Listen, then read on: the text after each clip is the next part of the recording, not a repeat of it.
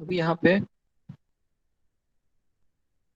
सुबह में हमने देखा था पारद की मूर्छना, उसकी धारणा, रिवाइज किया था दोनों को। कज्जली के बारे में देखा था, कज्जली के बारे में पहले भी पढ़ा था, अभी और थोड़ा पढ़ा कज्जली के बारे में, जैसे कि अर्धगुण, समगुण, द्विगुण कज्जली वगैरह। तो उसका क्या मतलब होता है, कितना गंधक डालने पे कितना पारद डालना है, उसका क्या यूज होता है वगैरह चीजें भी आगे पढ़ेंगे हम। और फिर आगे के पॉइंट्स शुरू करेंगे अभी इसके अंदर।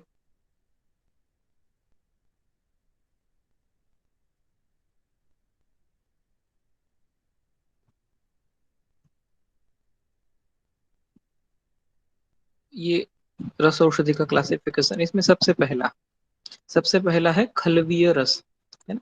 तो खलवीय रस के बारे में सुबह में भी बताया, अभी थोड़ा फिर से डिटेल में, कि अगर आपको ऐसा पूछा जाता है एग्जाम में कि what is the method of preparation, what is the method of preparation for any खलवीय रस, है ना, एनी खलवी रस, एनी खलवीय रसायन या खरलीय रसायन।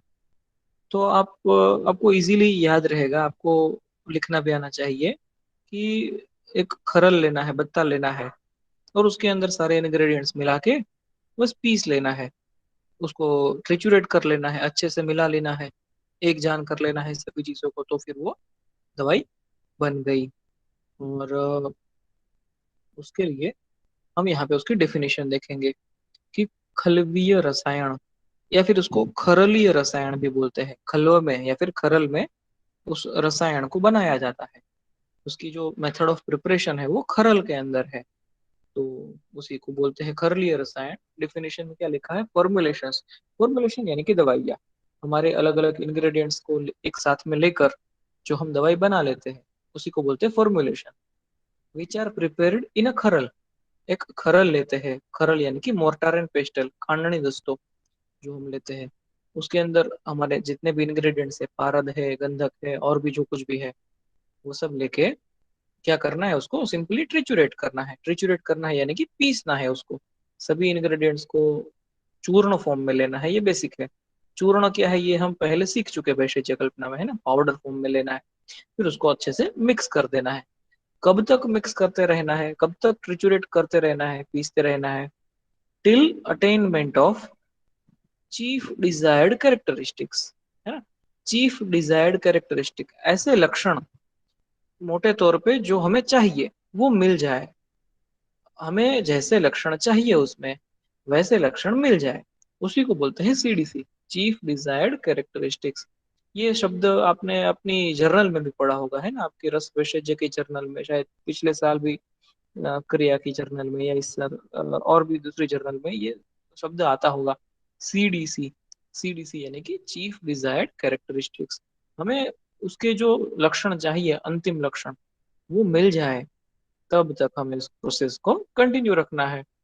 और तो इस तरह से हम खरल के अंदर हमारे रॉ मटेरियल को लेके, इंग्रेडिएंट्स को लेके बस पीसते रहते हैं जब तक कि उसके पूर्ण पाक लक्षण मिल जाते हैं, तो फिर उसको बोलते हैं खरलीय रसायन या खलवीय रसायन। बहुत ही इजी मेथड ऑफ प्रिपरेशन है, बस सभी चीजों को लेके मिला ही तो देना है, अच्छे से पीस के मिक्स कर देना है, बस यही एक सिंपल सा इसका डेफिनेशन है।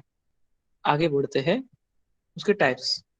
तो आपकी बुक में जैसे दिए हैं वैसे ही हम यहाँ पे टाइप्स ले रहे हैं, टेक्स्ट बुक में जैसे दिए हैं वैसे, और भी दूसरी तरह से भी इसके टाइप्स कर सकते हैं। तो इसके अंदर एज पर बेस इंग्रेडिएंट्स, इसके अंदर हमने इंग्रेडिएंट्स क्या लिए हैं उसके आधार पे इसको दो विभागों में विभाजित कर सकते हैं, जैसे कि पारद के साथ और पारद के बिना। हम ऐसे पारद को लेके विभाजित कर सकते हैं, चाहे तो गंधक को लेके भी विभाजित कर सकते हैं, सगंध और निर्गंध, इस तरह से भी। तो ऐसा तो हमने पहले भी मूर्छना में भी कुछ देखा था, सगंध और निर्गंध। वैसे यहाँ पे हमारा जो शास्त्र है वो रस शास्त्र है, रस के ऊपर आधारित, ये पारद के ऊपर आधारित, इसलिए हम यहाँ पे उसको पारद के आधार पे विभाजित किया है, सपारदीय और निर्पारदीय। कुछ उदाहरण भी है यहाँ पे, है ना। जैसे कि सबसे पहला उदाहरण है कज्जली। तो कज्जली क्या है ये तो आपको पता है, मर्क्यूरी सल्फाइड, HgS। तो वो भी एक सपारदीय खरलीय रसायन है। कज्जली खरल में बनती है, और वो जो है सपारदीय है, उसमें मर्क्यूरी होता है, पारद होता है उसमें, मर्क्यूरी सल्फाइड है, तो वो सपारदीय है। फिर आगे है मुग्ध रस, है ना। मुग्ध रस का उदाहरण यहाँ पे लिया है ये दर्शाने के लिए कि ये गंधक विहीन है। मुग्ध रस जो है उसमें भी कज्जली के जैसे सिर्फ दो इंग्रेडिएंट्स होते हैं। तर्जली में जैसे पारद और गंधक होते हैं, तो यहाँ पे पारद और खटिका होते हैं। खटिका यानी कि हमारी जो चौक होती है वो, तो पारद और खटिका होते हैं, तो उन दोनों को मिक्स कर लेते हैं, खरल में लेके मिक्स कर लेते हैं, तो मुग्ध रस बन जाता है। फिर है हिंगुलेश्वर रस। तो इसमें कुछ और इंग्रेडिएंट्स ज्यादा होते हैं, नंबर ऑफ इंग्रेडिएंट्स जो थोड़े बढ़ जाते हैं। उसके अंदर वत्सनाभ भी होता है, और तो इस तरह से ये हिंगुलेश्वरी रस। फिर आगे और कॉम्प्लिकेटेड, जैसे कि आरोग्यवर्धिनी रस। तो इसमें बहुत सारे इंग्रेडिएंट होते हैं, 10 से भी ज्यादा इंग्रेडिएंट्स होते हैं, तो लेकिन इसमें पारद होता है। तो ये सारे ही उदाहरण है स्वपारदीय के। अगर 2 मार्क्स में क्वेश्चन आता है कि खलवीय रसायन के टाइप्स एज पर इंग्रेडिएंट्स, या फिर सपारदीय खलवीय रसायन कौन कौन से हैं, आपको 2 मार्क्स के लिए 4 नाम लिखने हैं, तो आप ये 4 या और भी कोई भी जो आपको याद है लेकिन उसमें इंग्रेडिएंट्स में पारद होना चाहिए वो लिख सकते हैं। उसी तरह से निरपारदीय दूसरा टाइप है, निरपारदीय। तो ये कुछ आप खास करके याद रखिए, यहाँ पे जो उदाहरण लिखे हैं कि रसशास्त्र की दवाई है, ये रसशास्त्र की ही दवाई है, रस औषधि ही है, लेकिन इसमें रस यानी कि पारद नहीं है। पारद नहीं है, इसीलिए तो इसको बोलते हैं निरपारदीय। ये खरलीय रसायन है, ये खरल में बनता है, लेकिन इसमें पारद नहीं। पारद के अलावा दूसरे रस द्रव्य है। तो आप पढ़िएगा इन सभी दवाइयों को, जैसे कि गंधक रसायन है ना, ये तो हम बहुत ज्यादा यूज करते हैं हमारे क्लिनिक्स में। तो वहाँ पे शुद्ध गंधक है, और उसको बहुत सारी अलग अलग भावनाएं दी हुई है, ढेर सारी भावनाएं दी हुई है, तो गंधक रसायन। फिर एक है कामदुधा रस। ये कामदुधा रस जो है ये भी हम on end of daily antacid के तौर पे बहुत सारे पेशेंट को प्रिस्क्राइब करते हैं। तो ये ऐसे तो उसके बहुत सारे उपयोग है, लेकिन आजकल के समय में एज एन एंटासिड ये बहुत ही उपयोग में आता है, कामदुधा रस। लेकिन एक बात इसमें खास ध्यान देने जैसी है, इसमें पारद नहीं है। इसका जब आप इंग्रेडिएंट्स देखेंगे, पढ़ेंगे, कामदुधा रस यूज करेंगे, तो खास नोटिस करिए कि उसमें पारद नहीं है। उसमें बहुत सारे जो द्रव्य है वो सुधा वर्ग के कैल्शियम कार्बोनेट कंपोनेंट्स है उसके अंदर। फिर उसी तरह से लघु सूत शेखर रस है ना, लघु सूत शेखर, तो इसके अंदर भी पारद नहीं है, है ना। लघु सूत शेखर में भी पारद, इसमें तो 3 ही इंग्रेडिएंट है, लघु सूत शेखर में 2 ही इंग्रेडिएंट है, एक भावना द्रव्य है, तो फिर भी इसमें पारद नहीं है। तो इस तरह से कुछ खरल में बनने योग्य रसायन खलवीय रसायन होते हैं, जो पारद के युक्त, पारद के विहीन होते हैं। फिर आगे कुछ और टाइप्स बनाए हैं, जैसे कि एज पर द प्रोसीजर। तो प्रोसीजर तो सेम ही है ना, खरल में लेके पीसना है, सेम ही प्रोसीजर है, लेकिन उसमें भी 2 शब्द अलग अलग, और दोनों ही आपके परिचित शब्द, मर्दन और भावना। आप परिभाषा में इन दोनों शब्दों के बारे में पढ़ चुके हैं, है ना। मर्दन मतलब क्या होता है, भावना मतलब क्या होती है। तो भावना जो है वो भी है तो मर्दन ही, उसमें भी पीसना ही होता है, मर्दन यानी कि पीसना, है ना। लेकिन भावना जो है वो कुछ स्पेसिफिक डायमेंशन बताती है। जैसे कि मर्दन मतलब क्या होता है, अभी श्वास कुठार या हिंगुलेश्वर रस यहाँ पे उदाहरण जो है उसी की बात करते हैं। तो दोनों में ही क्या है, श्वास कुठार आप बुक खोल के पढ़िए, हिंगुलेश्वर बुक खोल के पढ़िए, तो उसमें क्या है, कोई अलग से ऐसा कोई भावना द्रव्य दिया नहीं है। भावना द्रव्य के तौर पे सिर्फ पानी लिया है, जल, वाटर लिया हुआ है, और उसमें पीस के गोली बना लेनी है, ऐसा यहाँ पे बताया हुआ है। तो सिर्फ मर्दन उतना ही है यहाँ पे। और भावना, जैसे कि आरोग्यवर्धिनी है ना, तो उसमें नीम की भावना होती है। गंधक रसायन में तो बहुत सारी अलग अलग भावना होती है, तो वहां पे भावना शब्द से हमें क्या समझना है कि कुछ भावना द्रव्य है, जैसे कि नीम का सरस है, या फिर त्रिभुवन कीर्ति है तो अदरक का रस है, तुलसी का रस है। तो वो स्वरस निकाल के कितना स्वरस लेना है, हमारे इंग्रेडिएंट्स खरल के अंदर डूब जाए उतना। और कब तक पीसते रहना है, जब तक कि सुभावित लक्षण मिल जाए, द्रव्य जो है वो सारा, भावन हमारा जो चूर्ण द्रव्य है वो सारा भावना द्रव्य सोखने लगे और सुभावित लक्षण मिल जाए। तो सुभावित लक्षण क्या है, ये भी आप फिर से एक बार आज रिवाइज करिएगा परिभाषा प्रकरण में। तो वो हो जाती है एक भावना। फिर दो भावना, तीन भावना, चार भावना, या जितनी भी बताई गई है उतनी भावना वहां पे ये दवाई बनाने के लिए देनी होती है। मर्दन में ऐसा कुछ नहीं होता है ना। मर्दन में एक मर्दन, दो मर्दन, ऐसा कुछ नहीं होता। हाँ, उसमें ऐसा हो सकता है कि एक दिन तक मर्दन करिए, 2 दिन तक, या 3 घंटे तक मर्दन करिए, ऐसा कुछ पॉसिबल है, हो सकता है। लेकिन भावना में नंबर्स होते हैं, एक भावना देनी है, 7 भावना देनी है, 21 भावना देनी है, जो कुछ भी है वो रहेगा वहां पे। तो ये एक कुछ बेसिक डिफरेंस है, कुछ मूलभूत भेद है इसके अंदर। तो एज पर द प्रोसीजर खरलीय रसायन के कुछ हम टाइप्स कर सकते हैं, सपारदीय, निरपारदीय, या फिर मर्दन और भावना के अनुसार। और इसकी मेथड ऑफ प्रिपरेशन अगर इन जनरल पूछते हैं तो आप बड़ी इजीली लिख सकते हैं। इंग्रेडिएंट्स को खरल में लेके पीस लेना है, उसको एक जान बना लेना है। कब तक? जब तक सीडीसी ना मिल जाए। सीडीसी मिल जाएंगे तो फिर उसको हम रोक के दवाई बन गई है ऐसा बोल सकते हैं। तो ये है खरलीय रसायन के बारे में, बस ये इतना सा छोटा सा टॉपिक था। इसके अंदर और कुछ बड़ा बाकी है, वो है उसका उदाहरण। खरलीय रसायन की शेल्फ लाइफ भी यहाँ पे बताई गई है ना। तो ये, वैसे तो इसकी शेल्फ लाइफ काफी ज्यादा होती है, लेकिन गवर्नमेंट के द्वारा जो कायदा बनाया गया रहता है ना, लॉ बनाया गया रहता है, तो उसमें लिखा है कि काष्ठ द्रव्य युक्त अगर औषधि है, रस औषधि है, तो उसकी शेल्फ लाइफ या फिर उसकी एक्सपायरी डेट 5 साल है। अगर काष्ठ द्रव्य विहीन रस औषधि है तो उसकी एक्सपायरी डेट 10 साल है, ऐसा बताया गया है। तो आप देखिए, अपने वैशेज्य कल्पना में जो कुछ भी पढ़ा है ना, स्वरस, कल्क, क्वाथ, कितनी कम शेल्फ लाइफ थी, तुरंत ही उसको यूज कर लेना था।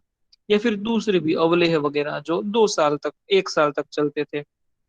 और यहाँ पे तो काफी ज्यादा समय। तो आपने शेल्फ लाइफ का जो चैप्टर पढ़ा है वैशेज्य कल्पना में, उसमें भी आपने ये पढ़ा है कि रस औषधियों की शेल्फ लाइफ जो है वो बहुत ज्यादा होती है। कुछ कुछ लोग जो है वो बोलते हैं कि ये जितनी पुरानी उतनी अच्छी, ऐसी भी शेल्फ लाइफ या कोई उसकी एक्सपायरी डेट नहीं होती, ऐसा भी बोलते हैं। लेकिन आज के समय में या फिर प्रैक्टिकली सोचेंगे तो काष्ठ द्रव्य युक्त रस औषधि 5 साल के लिए, और काष्ठ द्रव्य विहीन रस औषधि 10 साल के लिए हम यूज कर सकते हैं। या फिर हमें छूट है कि उसकी डिब्बे के ऊपर हम इतनी एक्सपायरी डेट लिख सकते हैं, इतनी एक्सपायरी डेट प्रिंट कर सकते हैं। तो ये जो है 5 साल, 10 साल वगैरह नंबर्स कहाँ से आए हैं ना, तो ये आपके टेक्स्ट बुक में भी रेफरेंस काफी लंबा चौड़ा दिया हुआ है। या फिर आप इतना समझिए कि हमारी जो मिनिस्ट्री ऑफ आयुष है, उन्होंने, उनका जो पब्लिकेशन है, तो उसमें उन्होंने बताया गया है कि इसकी जो शेल्फ लाइफ है वो 5 साल है, या फिर उसकी जो शेल्फ लाइफ है वो 10 साल है। इस तरह से हमें वहाँ पे रेफरेंस मिल जाता है। और इसमें लिखा है एक्सेप्ट नाग, वंग और ताम्र, है ना। तो ये क्यों लिखा है नाग, वंग, ताम्र? क्योंकि जब नाग, नाग यानी कि लेड, सीसा, है ना, तो उसकी भस्म होती है। वंग यानी कि टिन, या फिर आप बोलेंगे स्टेनस, उसकी जो भस्म होती है।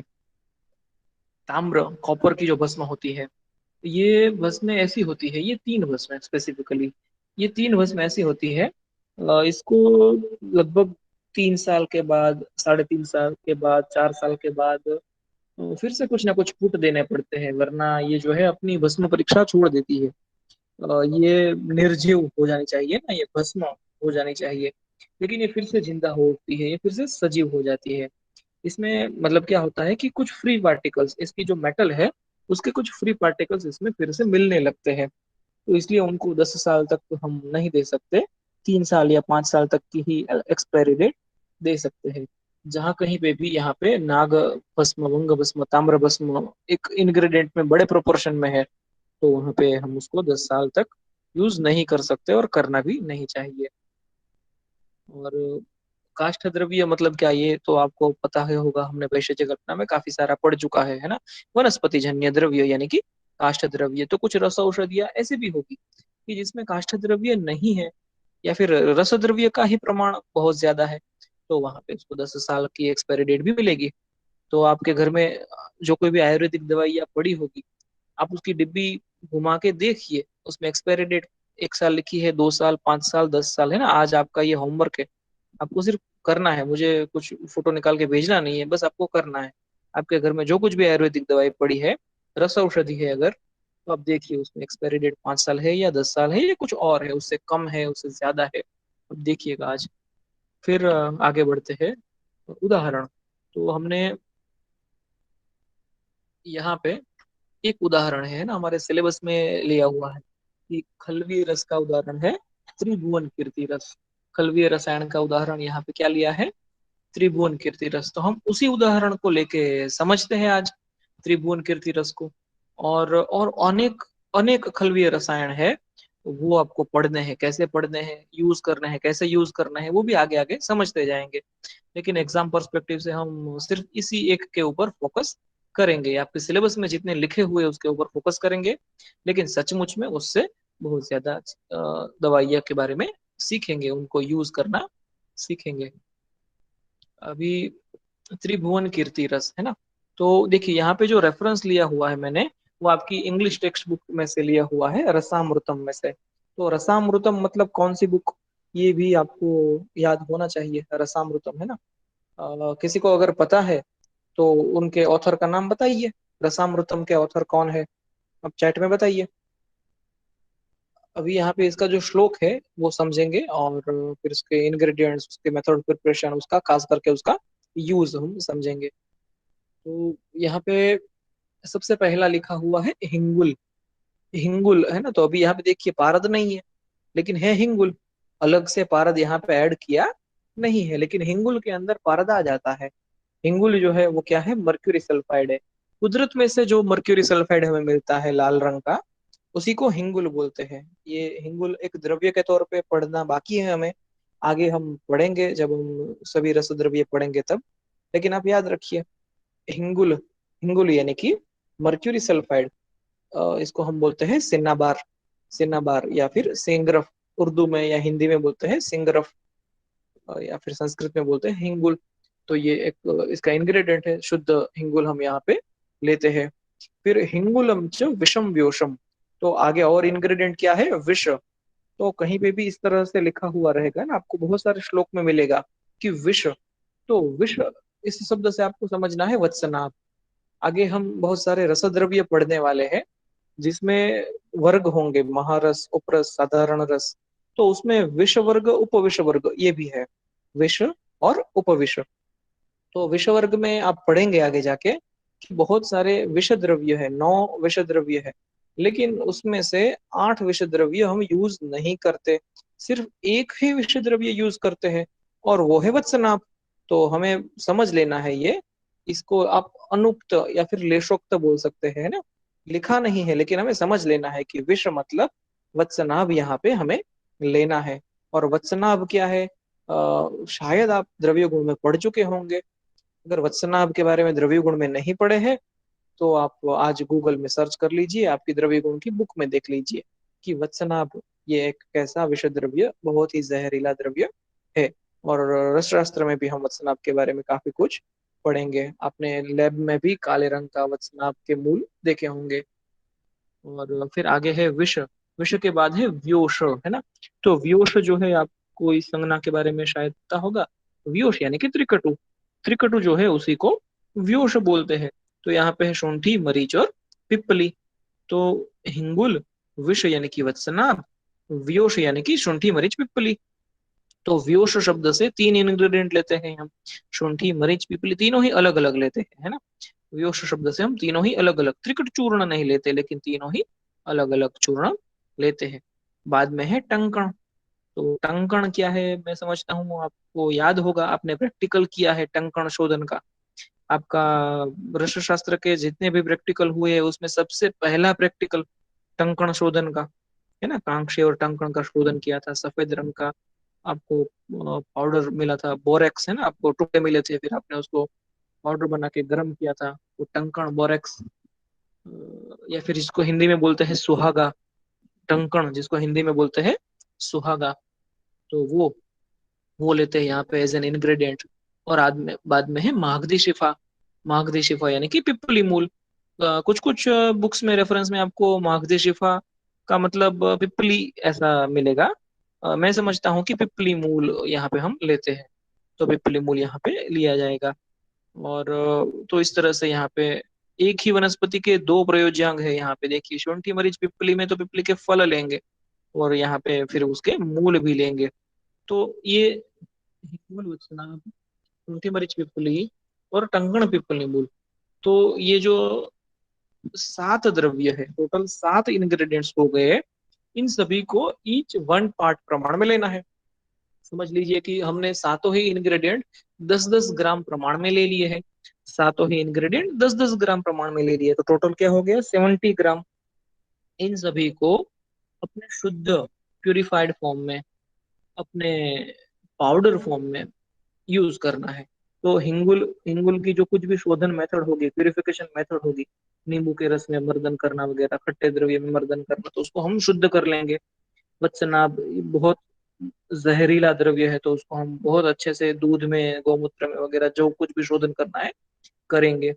फिर शुंठी मरीच पिपली में तो सिर्फ फिजिकल प्यूरिफिकेशन सफिशियंट है ना, फिजिकली बस उसको प्यूरिफाई कर लिया तो काफी है। फिर टंकण, तो टंकण का भी शोधन आपने किया है ना, उसको गर्म करके। और बाद में है पिप्पली मूल, तो कुछ यहाँ पे वनस्पति द्रव्य। फिर वत्सनाभ वनस्पति लेकिन विष वनस्पति द्रव्य। और फिर कुछ रस द्रव्य जैसे कि हिंगुल और टंकण। ये सब समान मात्रा में, ईच 1 पार्ट, समझ लीजिए 10-10 ग्राम या फिर 100-100 ग्राम, आपको जितना भी चाहिए उतना लेके फिर उसको भावना देनी है। तो पहली लाइन में इंग्रेडिएंट्स लिखे हैं, हिंगुलम च विषम व्योषम टंकणम मागधी शिफाम। फिर आगे है समचूर्ण्य। समचूर्ण्य यानी कि अच्छे से चूर्ण बना के, सभी को अच्छे से कूट के पीस के, कपड़ छन चूर्ण, वस्त्र गालित चूर्ण, है ना, एक बहुत ही पतला सूती कपड़ा लेके उसको छान लेना है। आप लोगों ने जैसे सीतोपलादी चूर्ण बनाते वक्त कपड़े से छान लिया था, उसी तरह से वस्त्र गालित या फिर कपड़ छन चूर्ण बना लेना है, समचूर्ण्य। तो अच्छे से चूर्ण बना लेंगे, समान मात्रा में ले लेंगे। फिर क्या करना है, भावयेत त्रिधा, समचूर्ण भावयेत त्रिधा, तो 3 बार भावना देनी है। भावयेत यानी कि भावना देनी है, त्रिधा यानी कि 3 बार। किसकी भावना 3 बार देनी है, तो आगे लिखा है सुरसा। सुरसा यानी कि तुलसी, ये उसका सिनोनिम है, सुरसा। बाद में है आर्द्रक। आर्द्रक यानी कि अदरक, जिंजर, वेट जिंजर, है ना। सुरसा यानी कि तुलसी, फिर आर्द्रक यानी कि अदरक। हेम, अभी हेम शब्द से यहाँ पे आपको समझना है, ये भावना देने के लिए है। तो हेम शब्द से यहाँ पे आपको सुवर्ण या गोल्ड नहीं लेना है, गोल्ड घन पदार्थ होता है, उसकी भावना नहीं दे सकते हम। यहाँ पे हेम शब्द किसका सिनोनिम है, वो धतूरे का सिनोनिम है। धतूरा या कनक या हेम। धतूरा आप सभी ने देखा होगा, है ना कहीं हमारे पूरे भारतवर्ष में धतूरा मिल ही जाता है। तो धतूरा, उसके रस की भी भावना यहाँ पे देनी है। तो धतूरे के पत्र, हम उसके लीव्स लेके आते हैं, उसका रस निकालते हैं और उसकी भावना देते हैं। भावयेत त्रिधा, सुरसा, आर्द्रक, हेम, इन तीनों से। और चौथा है निर्गुंडी। निर्गुंडी तो आप जानते होंगे, है ना, हमारे हर्बल गार्डन में एंटर करते हैं तो उसके जस्ट बाहर में इसका बहुत बड़ा पेड़ भी है निर्गुंडी का। और आप द्रव्य गुण में भी पढ़े होंगे निर्गुंडी के बारे में, या फिर जिसको गुजराती में नगोड़ बोलते हैं, हिंदी में भी नगोड़ बोलते हैं, निर्गुंडी। तो इन चारों के सरस की 3-3 भावना देनी है यहाँ पे। तो किस तरह से, जैसे कि तुलसी का रस निकाला है ना, तो 70 ग्राम हमारा इंग्रेडिएंट्स ले लिए, फिर वो 70 ग्राम डूब जाए उतना तुलसी का रस हमने खरल में ऐड कर दिया। बाद में उसकी भावना देना शुरू किया, एक भावना दे दी, फिर तुलसी के रस की दूसरी भावना दे दी, फिर तुलसी के रस की तीसरी भावना दे दी, तो तुलसी के रस की 3 भावना हो गई। फिर अदरक का रस लेना है, अदरक के रस की फिर 3 भावना देनी है। फिर उसके बाद धतूरे के रस की 3 भावना, और लास्ट में निर्गुंडी के रस की 3 भावना देनी है। तो इस तरह से ये दवाई बनती है, त्रिभुवन कीर्ति रस बाद में तैयार होता है, और लास्ट में हमें एक पिंड स्वरूप जो मिल जाता है, उसमें से हम छोटी छोटी गोली बना लेते हैं। तो आपने आपने भी यहाँ पे लवंग आदि वट्टी बनाई थी प्रैक्टिकल में। तो जो स्टूडेंट्स थे, शायद 8-10 स्टूडेंट लास्ट में बचे थे, उन्होंने बैठ के गोलियां बनाई थी, है ना, तो उनको पता है कि कैसे गोली बनानी। आगे और भी इस तरह के हम टैबलेट्स या गोली बनाएंगे, तो आपको भी प्रैक्टिस हो जाएगी। फिर आपने आरगवद की भी, आरगवद की घनवटी बनाने के लिए काफी मेहनत की थी, उसकी उसका घन बन के फिर उसकी गोलियां भी हमने बना ली है। अभी इस तरह से त्रिभुवन कीर्ति की भी गोलियां बनाएंगे। तो मेथड ऑफ प्रिपरेशन आपको एग्जाम में लिखने के लिए सिंपली इस तरह से लिख सकते हैं कि all the ingredients are mixed together in their purified fine powder form, है ना। तो यहाँ पे सारे ही विशेषण आ गए कि उसको प्यूरिफाइड शुद्ध लेने हैं सारे इंग्रेडिएंट्स, फाइन पाउडर फॉर्म में लेना है यानी कि सूक्ष्म चूर्ण फॉर्म में लेना है सभी इंग्रेडिएंट्स को। तो सभी इंग्रेडिएंट्स मतलब कौन कौन से, तो यहाँ पे ऊपर की लाइन में जो लिखे हैं, हिंगुल वत्सनाभ शुंठी मरीच पिपली टंकण और पिपली मूल, ईच वन पार्ट यानी कि समान मात्रा में सभी को एक समान मात्रा में लेंगे और खरल में रख देंगे। और बाद में लेविगेटेड यानी कि भावना देनी है उसको। तो लेविगेटेड यानी कि वेट ग्राइंडिंग यानी कि लेविगेशन, तो भावना द्रव्य के साथ फॉर 3 टाइम्स इंडिविजुअली, हर एक भावना द्रव्य के साथ तीन तीन भावनाएं देनी है यहाँ पे। तो तुलसी, अदरक, धतूरा और नगोड़ के भावना उसके रस के साथ तीन तीन भावना इंडिविजुअली देनी है। तो किस तरह से मैंने अभी बताया आपको कि पहले तुलसी के रस में तीन भावना, फिर अदरक के, फिर धतूरे और फिर निर्गुंडी के रस में, इस तरह से भावना देते हैं। तो इस तरह से जब भावना देते हैं हमें लास्ट में क्या मिल जाता है, त्रिभुवन कीर्ति रस एक पिंड स्वरूप में मिल जाता है, लगभग लाल रंग से थोड़ा हल्का ऐसा, या फिर समझ लीजिए कि यहाँ पे जो त्रिभुवन कीर्ति का जो कलर है उसी कलर का। Just 1 minute.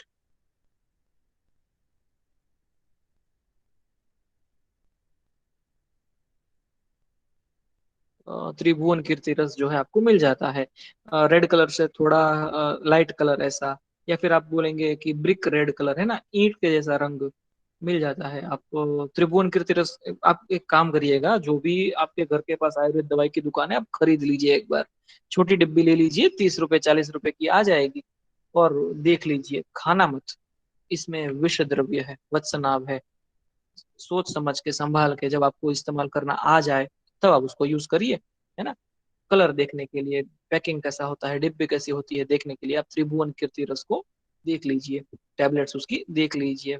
फिलहाल तो मशीन मेड टैबलेट्स ही मिलती है सब जगह पे, हाथ से भी छोटी छोटी गोलियां बना सकते हैं।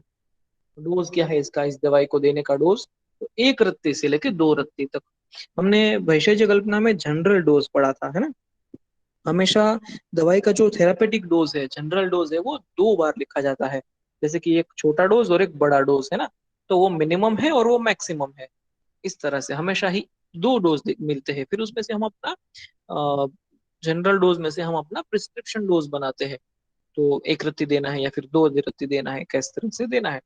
तो 125 मिलीग्राम से लेके 250 मिलीग्राम, इतना इसका डोज है। तो इसी एक एक रत्ती की ही टेबलेट मिलती है, इसकी जो टेबलेट है वो 2 2 रत्ती की, कुछ कुछ कंपनी मतलब सभी एक एक रत्ती की टेबलेट इसकी मिलती है। सभी जगह पे 1 रत्ती की टेबलेट इजीली मिल जाती है, 125 mg की। तो एक एक टेबलेट हम दे सकते हैं या दो दो टेबलेट दे सकते हैं। इसका अनुपान दिया है, अदरक का रस, तुलसी का रस या फिर मधु यानी कि हनी, उसके साथ हम इसको दे सकते हैं। और कौन सी बीमारी में देना है, तो वात कफ ज्वर।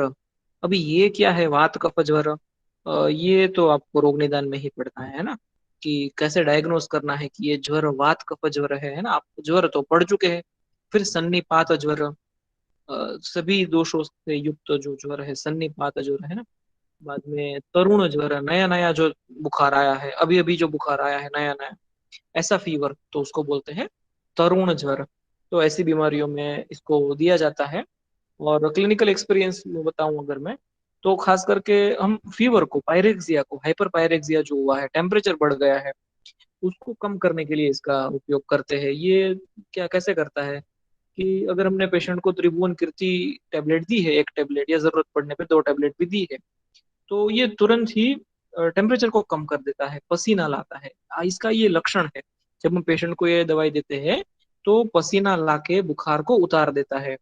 और इसके साथ ही इसमें जो इंग्रेडिएंट्स है ना, जैसे कि वत्सनाभ, वत्सनाभ का एंटीडोट, टंकण वगैरह चीजें इसके अंदर है। तो वत्सनाभ की वजह से क्या होता है कि अगर उसकी हृदय की धड़कन तेज चल रही होती है, अगर उसकी नाड़ी की गति तेज चल रही होती है, तो वो कम हो जाती है। ये वत्सनाभ का हृदय अवसादक गुण है ना, हृदय को अवसाद पहुंचाने वाला गुण है।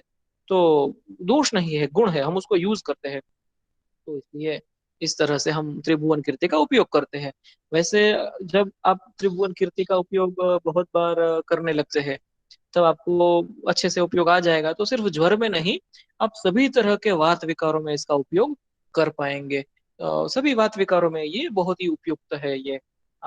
और ये जो है सभी वातविकाओं में उपयुक्त है। गर्म दवाई है, उष्ण है, उग्र है, उष्णवीर्य दवाई है। अब इसके इंग्रेडिएंट्स देखेंगे तो आपको पता चलेगा कि इसमें वत्सनाभ उग्र उष्णवीर्य, त्रिकटु सभी उष्णवीर्य, पिप्पली उष्णवीर्य, ये बहुत ही गर्म दवाई है।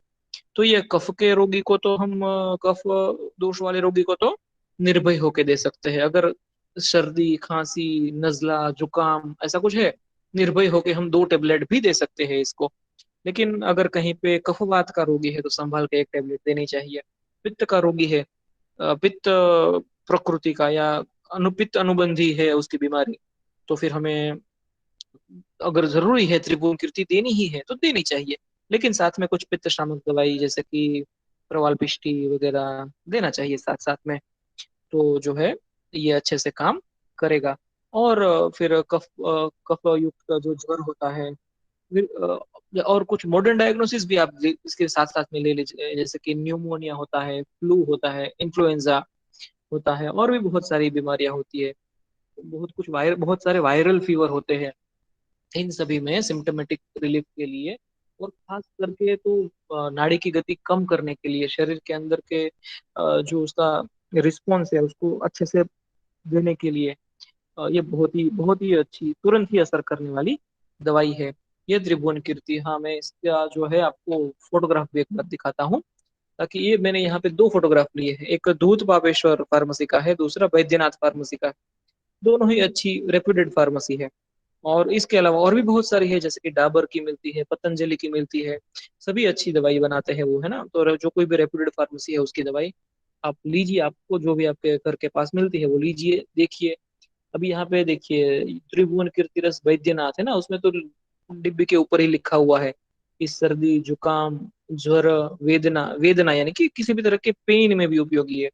बहुत लोग सिर दर्द में, बदन दर्द में भी इसका उपयोग करते हैं, और ये अच्छे से वात विकारों को शांत करती है। और इसका रेफरेंस जो है बैद्यनाथ में तो आपको डिब्बी घुमा के देखना पड़ेगा। दूध पापेश्वर में सामने ही लिखा हुआ है भारत भेषज रत्नाकर। तो उन्होंने उस पाठ के अनुसार बनाई है, भारत भेषज रत्नाकर के अनुसार। हमने यहाँ पे रसामृतम का पाठ लिया है, लगभग लगभग एक समान होता है। कहीं कहीं पे वो मागधी शिफा पिप्पली मूल की जगह पिप्पली होती है, कहीं कहीं पे निर्गुंडी का रस नहीं होता, बस इतना फर्क है। अगर निर्गुंडी का रस है तो वो बहुत अच्छा वात शामक हो जाएगा, तो ये एक अच्छी बात है। तो ये आज हम यहाँ तक रखेंगे। लेकिन एक होमवर्क है आप सभी के लिए, आप सभी के लिए आज एक होमवर्क है। आप आपके पास ये बुक रहेगी, आयुर्वेद सार संग्रह, है ना, या फिर रसतंत्र सार या सिद्ध प्रयोग संग्रह। ये तीनों ही बुक मैंने आपको पीडीएफ में भेजी है ग्रुप में। शायद किसी के पास नहीं है तो एक दूसरे से ले लीजिए, है ना, पीडीएफ में। या फिर अगर किसी आपके पास फिजिकल बुक है तो बहुत ही अच्छा है। मैं तो समझता हूँ कि अभी आप घर पे है, फ्री है, तो आप आपके नजदीकी बुक स्टोर से ये बुक खरीद लीजिए, आयुर्वेद सार संग्रह, या फिर रसतंत्र सार या सिद्ध प्रयोग संग्रह। वैसे आयुर्वेद सार संग्रह इजीली मिल जाएगी आपको। और उसमें त्रिभुवन कीर्ति रस निकालिए, उसमें त्रिभुवन कीर्ति रस निकालिए। लगभग 1.5-2 पेज लिखा हुआ है उसमें, है ना। तो आज आज आपका ये होमवर्क है, चाहे आयुर्वेद सार संग्रह की पीडीएफ बुक में से, चाहे फिजिकल बुक में से, कहीं से भी, लेकिन आपको देख के लिखना है। लिख के पीडीएफ करके मुझे व्हाट्सएप पे भेजना है, हर एक स्टूडेंट को। इसमें बुक में लिखा होगा 1.5-2 पेज, तो आपका शायद 3 पेज हो जाएगा आप अपने हैंडराइटिंग में लिखेंगे तो। लेकिन आपको त्रिभुवन कीर्ति रस पूरा पूरा लिखना है, उसके इंग्रेडिएंट्स, उसके मात्रा अनुपान गुण उपयोग वगैरह सारी चीजें, बहुत सारी चीजें दी होगी। हिंदी में है वो, तो आप हिंदी में ही लिख लीजिए, देख देख के लिख लीजिए। लेकिन त्रिभुवन कीर्ति रस के बारे में आपको सब कुछ चीजें लिखनी है, उसमें जो कुछ भी 2 पेज लिया है वैसा का वैसा लिखना है। बहुत सारी चीजें आपको उसमें से समझ में आ जाएगी। कुछ चीजें या कुछ शब्द ऐसे होंगे, हिंदी के शब्द है, आपको समझ में नहीं आएंगे, तो वो पूछिए। लेकिन कब? जब आप ये लिख लेंगे, पीडीएफ मुझे व्हाट्सएप में भेज देंगे, उसके बाद उसी में से आपको जो भी शब्द समझ में नहीं आया होगा वो पूछिए, है ना। शायद आपको गुजराती में या इंग्लिश में अच्छे से समझ में आता होगा, हिंदी शायद आपसे उतनी परिचित नहीं होगी, या फिर ये बुक भी कुछ बहुत साल पुरानी है, तो उस समय के हिंदी शब्द होंगे अभी हमारे व्यवहार में उतने उपयोग भी नहीं होंगे। तो आप पूछ लीजिए, बेझिझक पूछ लीजिए मुझे, व्हाट्सएप में ही पूछ लीजिए। लेकिन ये होमवर्क करिए पहले, त्रिभुवन कीर्ति रस देख देख के लिख लीजिए, पूरा आयुर्वेद सार संग्रह में से लिख लीजिए। और बाद में जो है मुझे भेज दीजिए, फोटो निकाल के पीडीएफ करके व्हाट्सएप पे मुझे भेज दीजिए। सभी के सभी स्टूडेंट्स को ये होमवर्क करना है। और ये ये दवाई भी आप, अगर आपके घर में किसी को बुखार नहीं है तो भी जाके ले लीजिए। ये वैद्यनाथ की, पतंजलि की काफी सस्ती आ जाएगी, 40 रुपए, 50 रुपए, 70 रुपए में आ जाएगी। दूध पापेश्वर की कंपेरेटिवली थोड़ी महंगी होती है। आपको जो भी मिलती है आप ले लीजिए वहां से, और घर में रखिए, बिल्कुल घर में रखिए। अगर कभी भी किसी को बुखार आता है तो ये दवाई देने के लिए आपको उपयोग में आ जाएगी, है ना। और पढ़ लीजिए, यूज करना सीख लीजिए। जब भी यूज करने की जरूरत आएगी तो उस समय पे पहली बार दूसरी बार पूछ पूछ के यूज कीजिए, और बाद में धीरे धीरे यूज करना सीखिए, शुरू करिए। तो इस तरह से ये एक पहली दवाई के बारे में, खरलीय रसायन या खलवीय रसायन के बारे में हमने सीखा। तो त्रिभुवन कीर्ति रस एक ही दवाई सीखी है, ऐसी बहुत सारी खलवीय रसायन हमें सीखनी है आगे। और सिर्फ खलवीय नहीं, परपटी, कुपीपक्व, पोटली, सारी ही दवाइयां हमें सीखनी है, क्लिनिक्स में यूज करनी है हमें। तो आज इतना रखते हैं, और फिर कल फिर से 2 लेक्चर होंगे, और इसी तरह से हम आगे बढ़ेंगे। तो फिर समय पे हमारा सिलेबस भी जो है अच्छे से हो जाएगा। क्योंकि ऑनलाइन क्लासेस में मैं थोड़ा स्लोली पढ़ाता हूँ। ऑनलाइन क्लासेस में जो है मैं हमारे फिजिकल क्लासरूम में पढ़ाता हूँ, उतना फास्ट नहीं पढ़ाता, तो थोड़ा समय हमें ज्यादा लगता है, इसलिए हम दो दो क्लास रखेंगे। आप अपनी अटेंडेंस भेज दीजिए यहाँ पे चैट में, और पहले या दूसरे दोनों में से किसी एक क्लास में भी अगर आपकी अटेंडेंस होगी तो रजिस्टर में मैं आज के डे में तो अटेंडेंस प्रेजेंट लगा ही दूंगा। लेकिन अगर किसी भी कारणवश अगर आप एब्सेंट रहते हैं तो आप इसका यूट्यूब जो है वीडियो आप लिंक के बाद उसमें से देख लीजिए। जैसे सुबह का जो है मैंने अपलोड कर दिया है, अभी का जो है वो भी मैं दोपहर में या शाम में अपलोड कर दूंगा, क्योंकि आज का ये समझेंगे तो कल सुबह का आपको समझ में आएगा। इसलिए इसको अच्छे से समझ लीजिए, है ना। और अगर आपने अटेंडेंस भेज दी है तो फिर आप लीव कर सकते हैं।